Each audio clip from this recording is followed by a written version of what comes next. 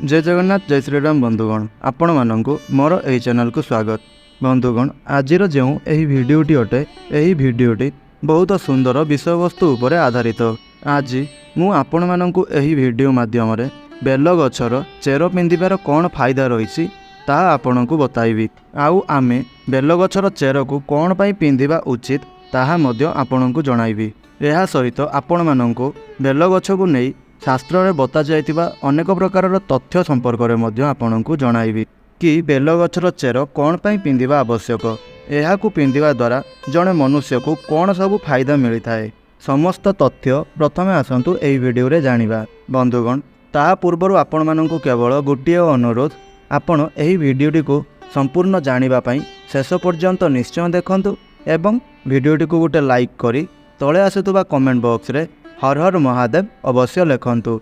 आउ एही भली प्रतिदिन वीडियो देखिबा पई हमर एही चैनल टी को सब्सक्राइब करि नियंतु। सर्वप्रथमे बंधुगण आसंतु आमे जानिबा एही जो बेल गछटी होइताए ताहा आम पई कोन पई उपयोगी होइताए आउ कोन पई आम पई एहा उत्तम होइताए।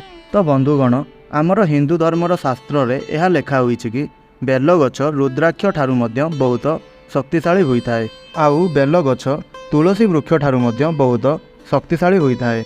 आउ एहा सहित मु आपण मानकू एहा बताइबा पई चाहिबी बेल गछर आपण दर्शन करिबा मात्रके आपणक जीवनर समस्त पाप आपणक ठारू दूराई जाइताए। आउ आपण बेल गछ को स्पर्श करिबा साक्षात प्रभु भोलानाथंकु स्पर्श करिबा सहित समान होइताए।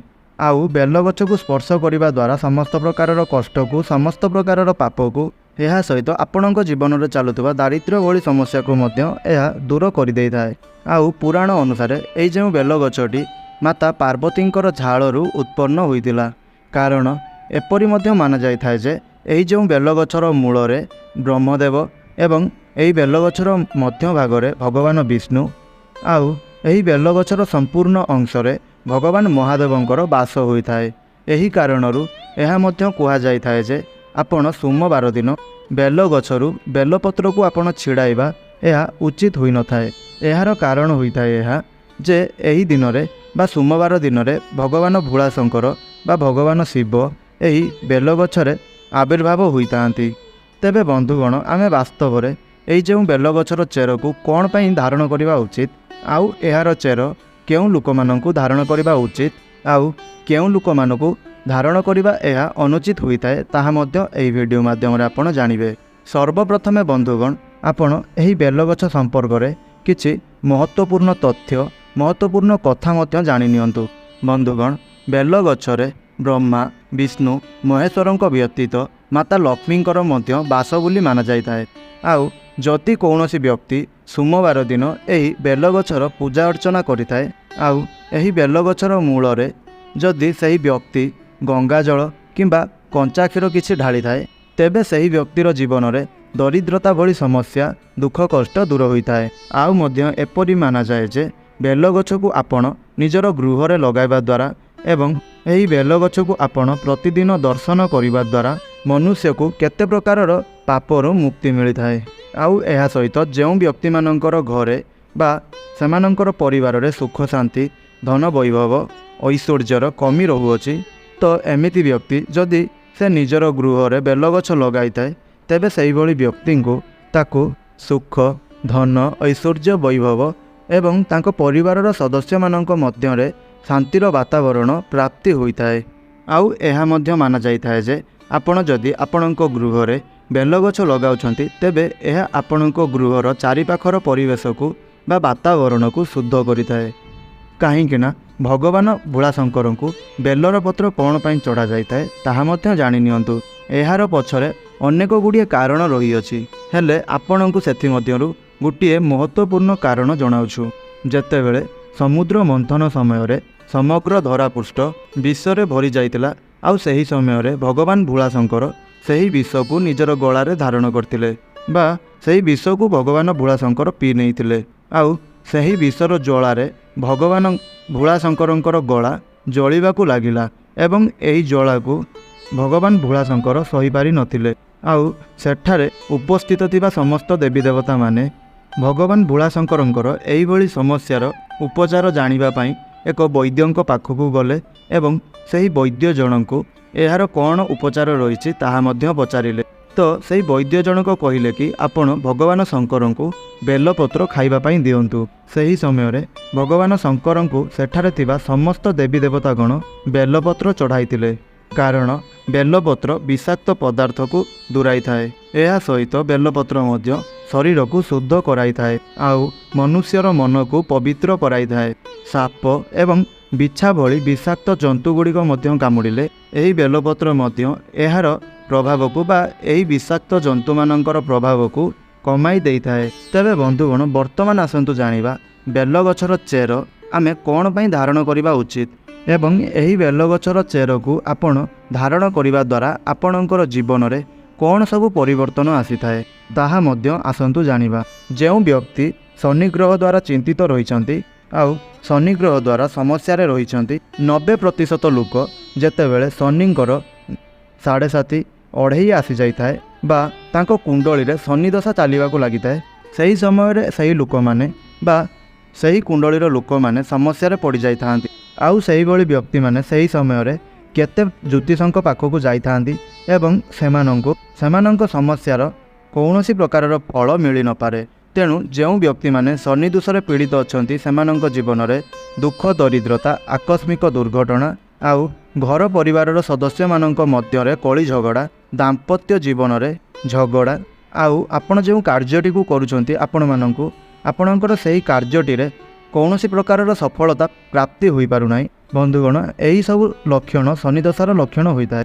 ତେବେ ଆପଣମାନେ ଯଦି ଏହି ପ୍ରକାରର ପୀଡ଼ା ପାଇଁ ଚିନ୍ତିତ ରହୁଅଛନ୍ତି, ତେବେ ଆପଣ ଯଦି ଠିକ୍ ଏହି ସମୟରେ ବେଲଗଛର ଚେରକୁ ଧାରଣ କରିନେଉଛନ୍ତି, ତେବେ ଏହାକୁ ଧାରଣ କରିବା ଦ୍ୱାରା ଆପଣଙ୍କର କୁଣ୍ଡଳୀରେ ବା ଆପଣଙ୍କର ଜୀବନରେ ଶନି 7.5 ବା ଶନି ଅଢ଼େଇ ବା ଶନି ଦୋଷରୁ ଆପଣଙ୍କୁ ଅଳ୍ପ ମାତ୍ରାରେ ବା କିଛି ମାତ୍ରାରେ ମୁକ୍ତି ମିଳିଯାଇଥାଏ। ହେଲେ ବନ୍ଧୁଗଣ, ଆପଣମାନେ ମନେ ରଖନ୍ତୁ, ଆପଣ ଯେତେ ବି ଉପାୟ କଲେ ମଧ୍ୟ ଶନି ଦୋଷରୁ ସମ୍ପୂର୍ଣ୍ଣ ମାତ୍ରାରେ ମୁକ୍ତି ପାଇପାରିବେ ନାହିଁ। ହେଲେ କିଛି ଉପାୟ କରି ଆପଣ ଶନି ଦୋଷର ପ୍ରକୋପକୁ ଟିକିଏ କମାଇ ପାରିବେ। ଆଉ ଏହି ଉପାୟକୁ କରିବା ଦ୍ୱାରା ଆପଣମାନଙ୍କର ସମସ୍ତ ସମସ୍ୟା ଦୂର ହୋଇଥାଏ।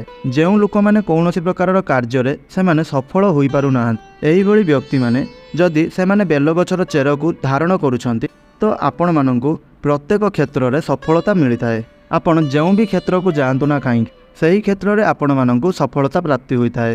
ଆଉ ଏପରି ମାନାଯାଇଥାଏ, ଯଦି ଆପଣ ବେଲଗଛର ଚେରକୁ ଶୁକ୍ରବାର ଦିନ ସନ୍ଧ୍ୟା ସମୟରେ ଧାରଣ କରୁଛନ୍ତି, ତେବେ ଆପଣଙ୍କୁ ଧନର ପ୍ରାପ୍ତି ହୋଇଥାଏ। ଏହାର କାରଣ ଏହା ହୋଇଥାଏ ଯେ କାରଣ ଶୁକ୍ରଦେବ ଭଗବାନ ଶଙ୍କରଙ୍କର ପରମ ଭକ୍ତ ଅଟନ୍ତି। ଆଉ ଯଦି ଆପଣ ଶୁକ୍ରବାର ଦିନ ବେଲଗଛର ଚେରକୁ ଧାରଣ କରୁଛନ୍ତି, ତେବେ ଆପଣଙ୍କୁ ଅଚାନକ ଧନର ପ୍ରାପ୍ତି ହୋଇଥାଏ। ଆଉ ଏହା ସହିତ ଆପଣଙ୍କୁ ଶୁକ୍ରଦେବଙ୍କର କୃପା ପ୍ରାପ୍ତି ହୋଇଥାଏ। ଆଉ ମଧ୍ୟ ଶୁକ୍ରଦେବଙ୍କୁ ଧନର ସ୍ୱାମୀ ବୋଲି ମଧ୍ୟ କୁହାଯାଇଥାଏ। ଏହା ସହିତ ସୁଖ ସମୃଦ୍ଧିର ସ୍ୱାମୀ ବୋଲି ମଧ୍ୟ କୁହାଯାଇଥାଏ। ଏହା ସହିତ ମଧ୍ୟ ଏହା ମାନାଯାଇଥାଏ ଯେ ଯେଉଁ ବ୍ୟକ୍ତି ବେଲଗଛର ଚେରକୁ ଧାରଣ କରିଥାଏ, ଏହିଭଳି ବ୍ୟକ୍ତିମାନଙ୍କୁ କେବେ ବି କାଳସର୍ପ ଭଳି ଦୋଷ ଲାଗିନଥାଏ। ପିତୃଦୋଷ, ଗୋହତ୍ୟା ଭଳି ବଡ଼ ଦୋଷରୁ ମୁକ୍ତି ମଧ୍ୟ ମିଳିଯାଇଥାଏ। ହେଲେ ଏହାକୁ ପିନ୍ଧିବାର କିଛି ନିୟମ ଗୁଡ଼ିକ ମଧ୍ୟ ରହିଛି। ଆପଣ ଏହି ଚେରକୁ ବା ଏହି ବେଲଗଛର ଚେରକୁ ଧାରଣ କରିବା ପୂର୍ବରୁ ପ୍ରଥମେ ଆପଣ ଏହି ଚେରକୁ ସମ୍ପୂର୍ଣ୍ଣ ଭଲ ଭାବରେ ଧୋଇ ତାକୁ ଆଣି ଭଲ ଭାବରେ ଆଉ ଥରେ ଦୁଗ୍ଧରେ ଧୋଇ ସମ୍ପୂର୍ଣ୍ଣ ରୂପରେ ଶୁଦ୍ଧ କରି ଏହାକୁ ଧାରଣ କରିବା ଉଚିତ। ତ ବନ୍ଧୁଗଣ, ଯେଉଁ ବି ବ୍ୟକ୍ତି ଏହି ବେଲଗଛର ଚେରକୁ ନିଜେ ଧାରଣ କରିନେଇଥାନ୍ତି ବା ପିନ୍ଧିଥାନ୍ତି, ଏମିତି ବ୍ୟକ୍ତି ଭଗବାନ ଭୋଳାନାଥ ନିଜେ ତାଙ୍କ ଉପରେ ଆଶୀର୍ବାଦ ବର୍ଷା କରିଥାନ୍ତି। ଆଉ ଭଗବାନ ଭୋଳାନାଥ ସ୍ୱୟଂ ଏହିଭଳି ବ୍ୟକ୍ତିମାନଙ୍କର ରକ୍ଷା କରିଥାନ୍ତି। ଆଉ ରୁଦ୍ରାକ୍ଷ ଠାରୁ ମଧ୍ୟ ବହୁତ ଅଧିକ ଶକ୍ତିଶାଳୀ ହୋଇଥାଏ ଏହି ବେଲଗଛର ଚେର। ଆଉ ଯଦି ଆପଣ ଆଧ୍ୟାତ୍ମିକ ଉନ୍ନତି କରିବା ପାଇଁ ଚାହୁଁଛନ୍ତି ଆଉ ଆପଣ ଚାହୁଁଛନ୍ତି କି ଆପଣଙ୍କର ଆଧ୍ୟାତ୍ମିକ ଉନ୍ନତି ହେଉ, ସମସ୍ତ କ୍ଷେତ୍ରରେ ଆପଣଙ୍କୁ ଉନ୍ନତି ମିଳୁ, ସଫଳତା ଆପଣଙ୍କୁ ମିଳୁ, ତେବେ ବନ୍ଧୁଗଣ ଆପଣ ବେଲଗଛର ଚେରକୁ ଧାରଣ କରନ୍ତୁ।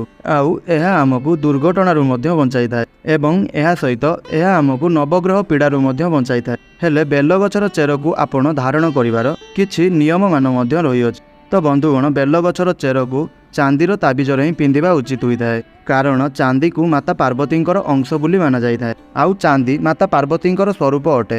ଆଉ ବେଲଗଛ ମଧ୍ୟ ମାତା ପାର୍ବତୀଙ୍କର ସ୍ୱରୂପ ଅଟେ, କାହିଁକି ନା ମାତା ପାର୍ବତୀଙ୍କର ଝାଳରୁ ବେଲଗଛର ଉତ୍ପତ୍ତି ହୋଇଥିଲା। ଆଉ ବନ୍ଧୁଗଣ, ଆପଣ ଏହି ଚେରକୁ ଧାରଣ କରିବା ପୂର୍ବରୁ प्रथमे 2 घंटा पर्यंत गंगा जल एही चेर को भल भाव बुड़ाई रखिबार अछि। ताहापर आपण एही चेर को धारण करिपारिबे। किंतु मु आपनकु एहा कहिबा पई चाहिबी जे आपण एहार अशुद्धि को दूर करिबा पई आपण पंचामृत रे एही बेलगछर चेर को 15 मिनिट पर्यंत बुड़ाई करी रखन एवं ताहापर एही चेर को आपण चांदीर ताबिज रे पुराई धारण करिपारिबे। एहा द्वारा बंधुगण आपनकु बहुत अधिक लाभ प्राप्ति होइताय। जेउ भी क्षेत्र को आपण जांतु ना काहेकि सेठारे आपणकर उन्नति होइताय आउ आपणकु सफलता प्राप्ति होइताय एवं आपणक शत्रु मानकर विनाश होइताय। तेबे बंधुगण एहा तो थिला बेलगछ को नहीं किछि महत्वपूर्ण कथा। तेबे जदि आपण मानकु एही वीडियोटी भल लागिताय हमर एही वीडियोटी को गोटे लाइक अवश्य करंतु एवं तळे आसुतबा कमेंट बॉक्स रे हरर महादेव निश्चय लिखंतु आउ हमर एही चैनल को सब्सक्राइब निश्चय करंतु। तेबे बंधुगण आपण एही वीडियोटी को शेष पर्यंत देखिथिबारु आपणकु बहुत बहुत धन्यवाद। जय श्रीराम, जय जगन्नाथ।